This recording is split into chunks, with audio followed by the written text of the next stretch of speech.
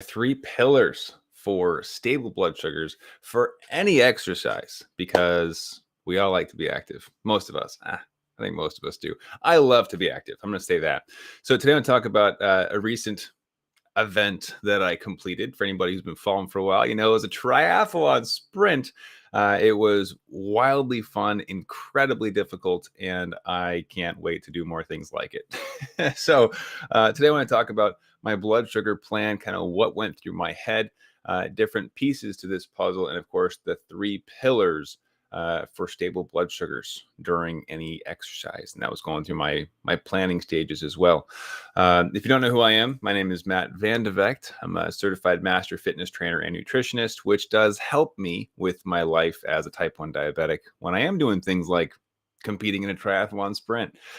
So what I want to chat about today is really just a quick overview. There's a chance I might turn this into a deeper dive in a podcast episode someday, but for you guys, just want to give you a kind of a quick overview for some things you should consider that might hopefully just light some aha moments, some light bulbs in the old brain, and maybe help you guys out as you're pursuing your own levels of activity, which is, it could be walking, it could be going to the gym, it could also be running, a marathon or a triathlon or whatever else. Insert your favorite activity. Okay, so real quick, just to make sure I know that we do have audio, give me a quick 1 in the comments if you guys can hear me.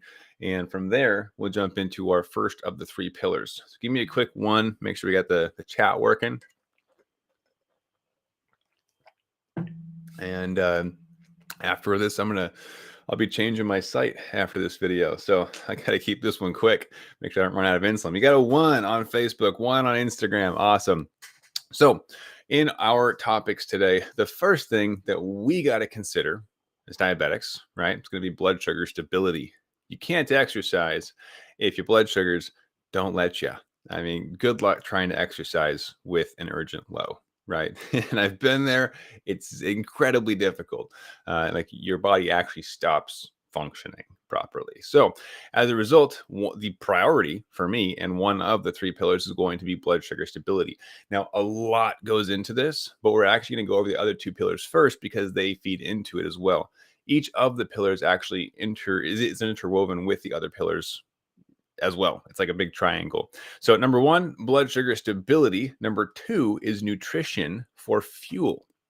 Now, in this triathlon sprint that I competed in over this last weekend, everyone was obsessed with nutrition. And they called it nutrition, which kind of got on my nerves. It's funny too, but they would say, grab your nutrition. And I'm like, it's food. Like, just say food. And they were like, where is your nutrition? This is where you stash your nutrition. Make sure you bring your nutrition. And I was like, just call it a snack. Call it food.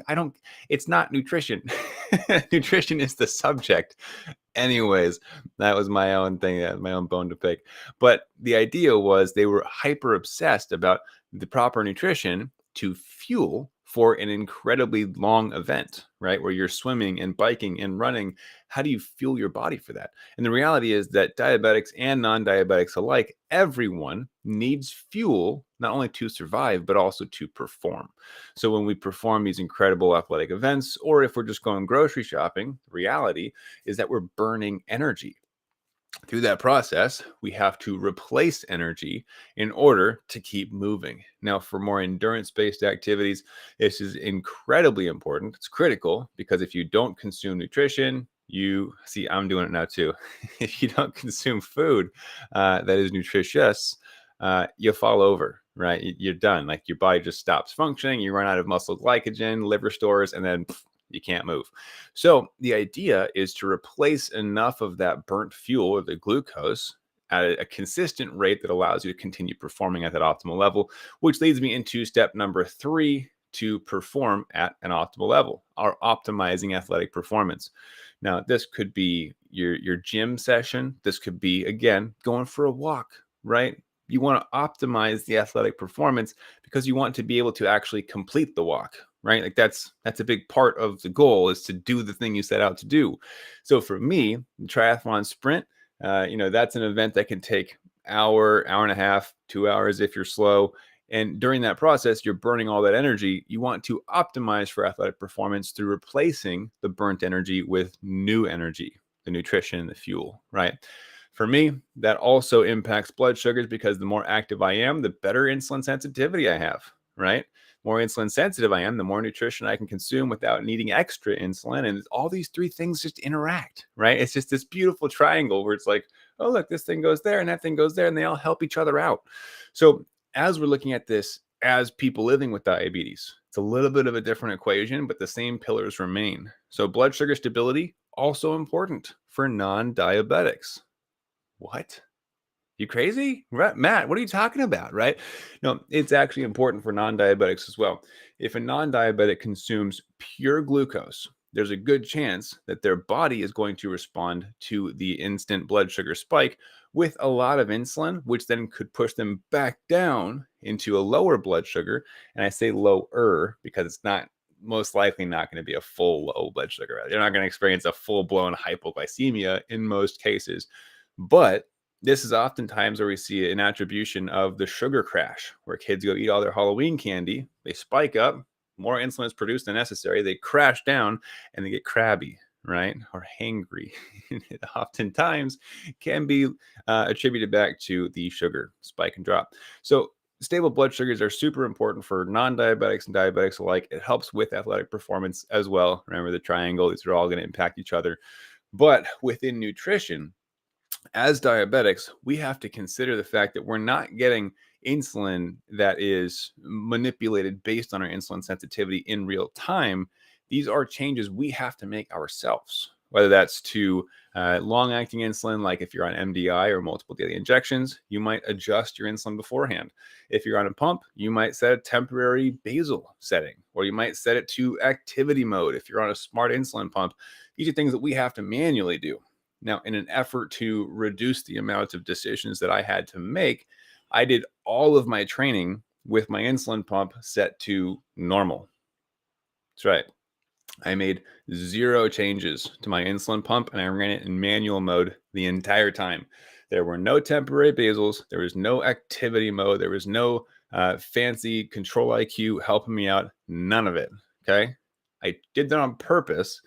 And I'll probably explain that more in depth in a later episode. But the idea behind it was I'm just going to have that be a constant and I will alter the amount of fuel that I take in because I know that I need extra fuel because I am burning fuel. So instead of setting my insulin to not need fuel, where it just stays perfectly flat and stable, right? Instead, I wanted to be able to consume extra carbs to replace the glucose that I was burning during the race without having to introduce new bolus insulin as a new independent variable. Didn't want to deal with it. So I said, you know what? Let's just let basal run at 100%, and I'm going to introduce food throughout my race. So, all that to say, the three pillars: stabilizing blood sugar, that's a key. In my book, that is the priority. If blood sugars aren't stable, nothing else works. Doesn't matter. So for us, blood sugars are a critical component to this. Number two is nutrition as fuel, right? We have to replace the glucose burned. Now, a quick little tidbit of info for you.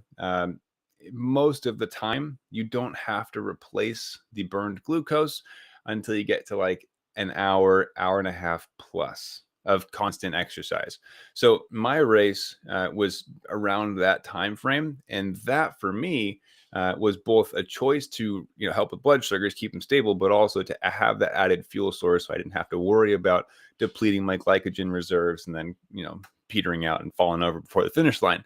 But if you are going to be exercising for 2 hours, 3 hours, 4 hours, you are going to need to replace that fuel, just as a non-diabetic would. All right. So typically our liver stores about enough energy for an hour of constant contraction, like a bike ride, right? And then you've got muscle glycogen, some reserves kind of floating around, maybe adipose tissue comes in to save the day.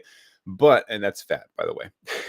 But beyond an hour to an hour and a half, you're going to have to start replacing it, right? Because you are burning more than is available.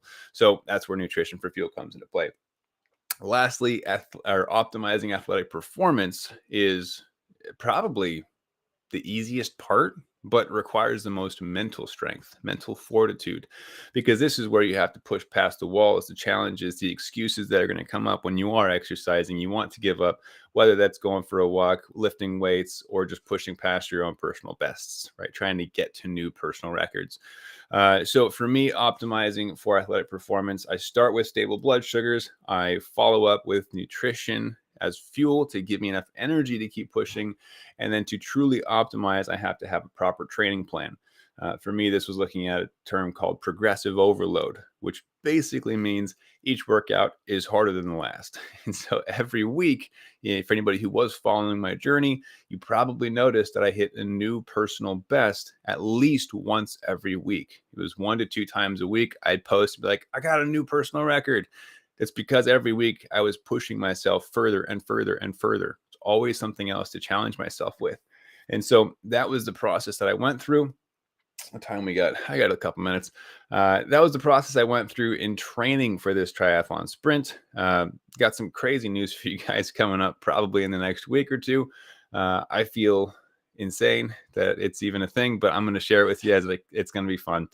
But I was hoping that this would be helpful for you guys today to understand this simple trifecta of variables that I considered, right? We got blood sugar stability, nutrition for fuel, which allows us to optimize athletic performance. And they all impact each other, right? When you're optimizing for athletic performance, you're increasing your insulin sensitivity, which impacts the stable blood sugars formula.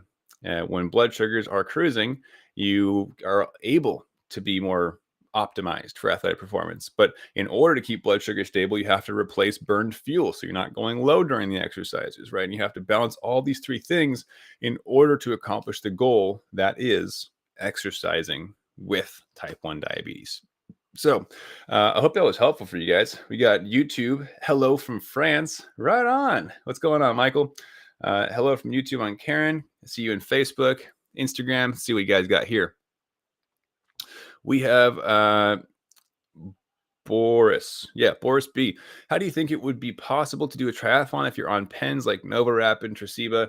I think it's 100% possible. I was actually initially planning on doing this triathlon sprint on MDI, on shots. That was the initial plan. That I realized that I didn't know if my Lantus was expired or not. And so I decided not to do that this time.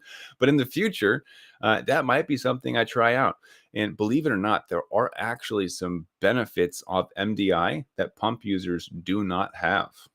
Crazy, right? So something that I have previously experimented with. Remember, I'm the king of blood sugar experiments. It's like my jam. That's what this triathlon sprint was a blood sugar experiment. So I could share it with you guys and my clients. We've been walking through a lot of these concepts in our client coaching calls. But all that to say, yes, doing a triathlon or a triathlon sprint or any high level activity with diabetes is possible on shots, on MDI, or if you don't know what that is, multiple daily injections, right? But it does require a plan.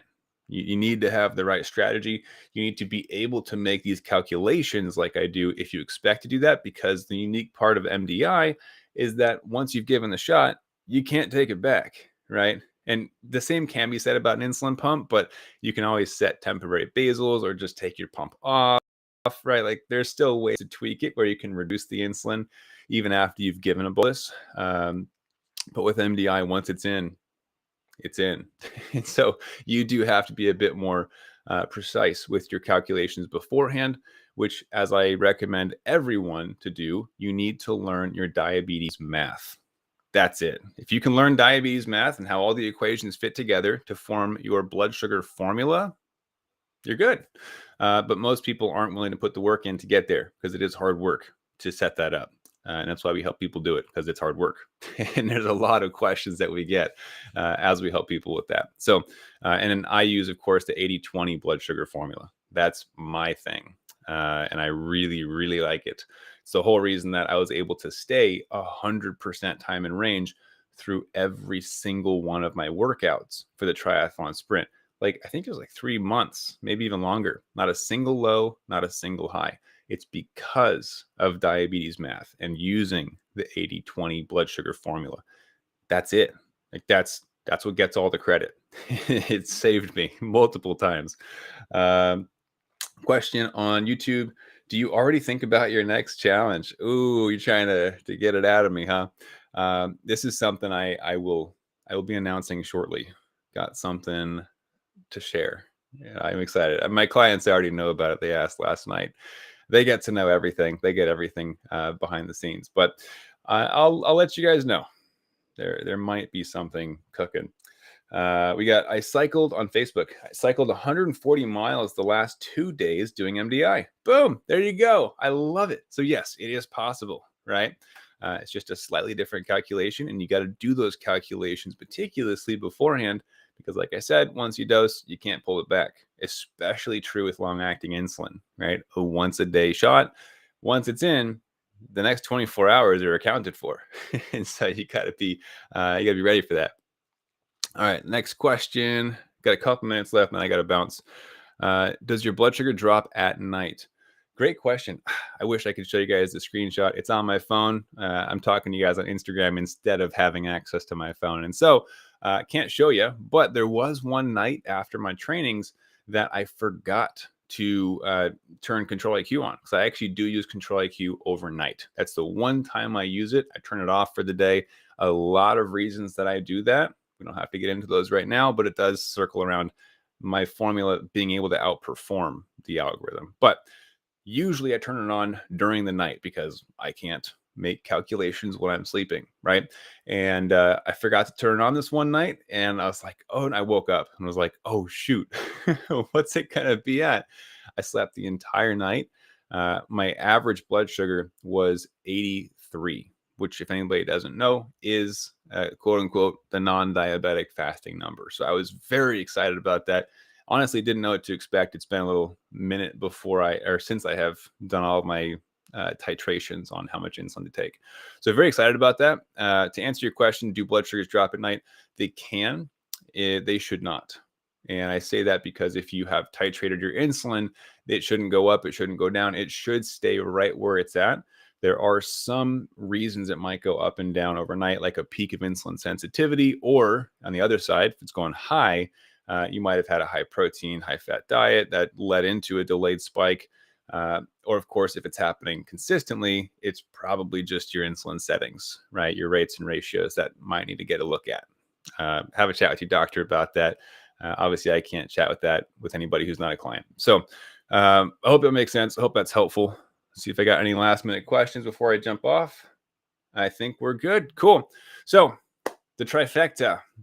Check out your stable blood sugars, your nutrition for fuel, and optimize athletic performance. These are the three things that I paid attention to. They all interact with each other. If you get all three, it's a beautiful picture that allows you to truly be present in that moment, in that pain, in that chaos of whatever athletic event you're hoping to train for. Even if it is as simple as a walk. For some people, that's a big deal. And I want you to understand that we are all at different places. Just because I completed a triathlon sprint does not mean that I'm any better than you. Doesn't mean that anyone's any better than me. We're all on our own journey. Okay. And you might be starting a journey when somebody else is finishing. So there's no need to compete or compare. Well, competing is good.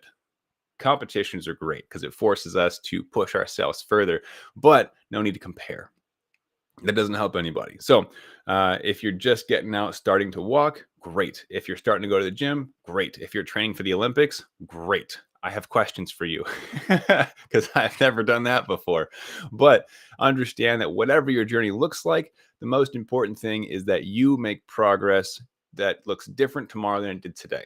So every day, one step forward until you look back and you go, wow, I have come so far and I am so proud of myself. And don't forget to tell yourself that. It's a big deal. Celebrate those wins, even if they are small. All right. So that's all I got for you guys today. I hope it was helpful.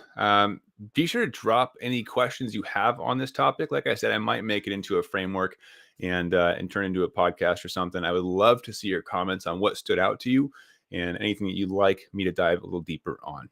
All right. So thanks for hanging out. I'll catch you guys next week, every Thursday at 4 p.m. Pacific, 7 p.m. Eastern. And I will see you guys next week. Have a great weekend.